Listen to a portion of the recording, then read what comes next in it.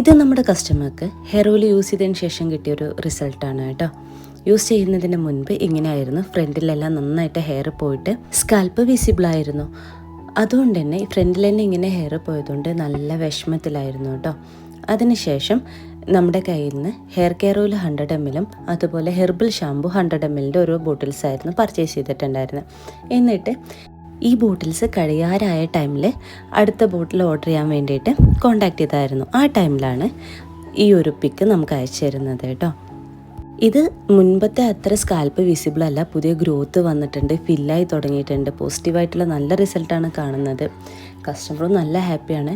അപ്പോൾ അതിനുശേഷം വീണ്ടും കുറച്ചും കൂടെ ക്ലിയർ ആവാനുണ്ട്. അതിന് തന്നെ 200 ml ഒരു ബോട്ടിലും കൂടെ പർച്ചേസ് ചെയ്യാണ് ചെയ്തിട്ടുള്ളത്. ഇപ്പോഴും കണ്ടിന്യൂസ് ആയിട്ട് ഹെയർ ഓയിൽ യൂസ് ചെയ്തുകൊണ്ടിരിക്കുന്നുണ്ട്. അപ്പോൾ ഇനി പർച്ചേസ് ചെയ്യാൻ വരുന്ന ടൈമിലുള്ള തലയുടെ ഫോട്ടോ ആ ടൈമിൽ പോസ്റ്റ് ചെയ്യാം കേട്ടോ. ഇങ്ങനെ ഹെയർ പോയിട്ട് വിഷമിക്കുന്ന ഒരുപാട് വ്യക്തികളുണ്ട് കേട്ടോ. അപ്പോൾ അങ്ങനെ ആരെങ്കിലും നിങ്ങൾക്ക് പരിചയമുണ്ട് എങ്കിൽ അവർക്കിതൊന്ന് ഷെയർ ചെയ്ത് കൊടുക്കും. Thank you.